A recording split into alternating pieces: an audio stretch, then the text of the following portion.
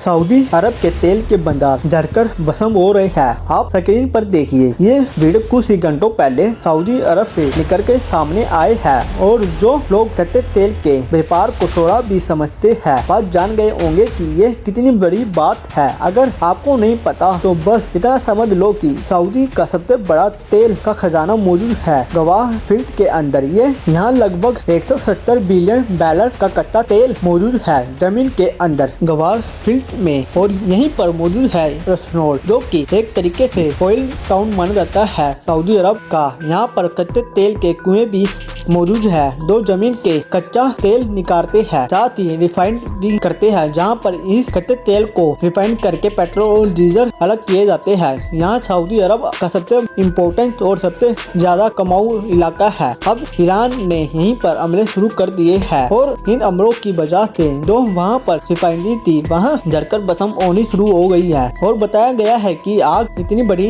इलाके में फैल गई है कि आधे से ज्यादा ये रिफाइनरी ऑलरेडी जल चुकी है, और अगर आग ऐसी ही जारी रही तो कुछ ही घंटों के अंदर यहाँ पूरी ऑयल रिफाइनरी जल जाएगी। इतना ही नहीं, फिलहाल सऊदी अरब ने जो कच्चे तेल के कुएं थे वो बंद कर दिए हैं इस डर से कि कहीं आग उनमें ना फैल जाए, लेकिन इस बात का खतरा अभी भी बना हुआ है। ये आग सऊदी के तेल के खजाने तक पहुँच चुकी है। वहीं इस हमले से सऊदी अरबिया बहुत ज्यादा गुस्से में है, क्योंकि ये सऊदी अरब के ये एक रेड लाइन थी कि आपने अगर हमारे कच्चे तेल के कुएं पर हमला किया तो हम आपके खिलाफ एक्शन लेंगे, वो भी अमेरिका और इजराइल के साथ मिलकर। यकीन मानिए अगर ऐसा होता है तो ये युद्ध ऐसा भयंकर रूप लेगा जैसा कि आपने आज तक नहीं देखा होगा, क्योंकि इसके बाद आपकी अरब देश भी एक एक करके ज्वाइन करेंगे ईरान के खिलाफ युद्ध को। वहीं अरब देशों का कहना यह है कि चलो अभी तक आप हमारे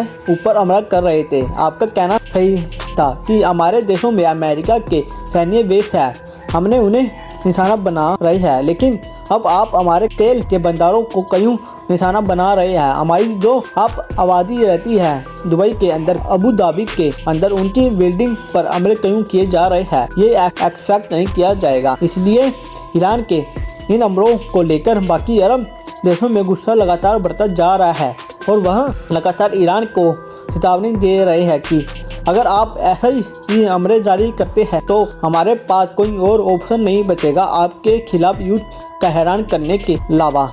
हालांकि आपका सवाल होगा कि ईरान ऐसा कर क्यों रहा है, क्या मिलेगा। उसके लिए आपको ईरान के सदमे से देखना होगा। ईरान पर इस समय अंधाधुंध हमले हो रहे हैं, उनकी आधी से ज्यादा मिलिट्री लीडरशिप साफ कर दी गई है, उनका सुप्रीम लीडर मार दिया गया है, उनके राष्ट्रपति के पीछे इजराइल और अमेरिका की सेना पड़ी हुई है, अभी मारा जा सकता है।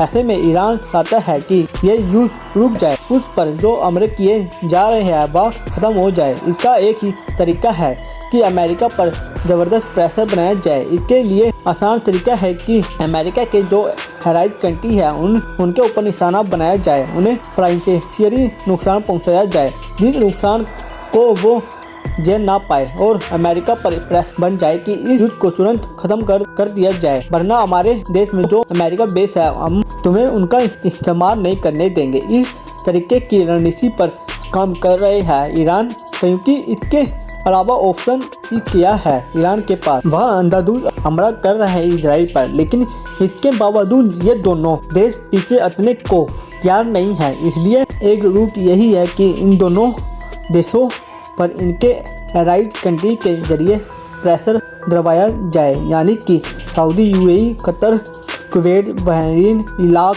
या अमेरिका पर प्रेशर बनाए कि हमले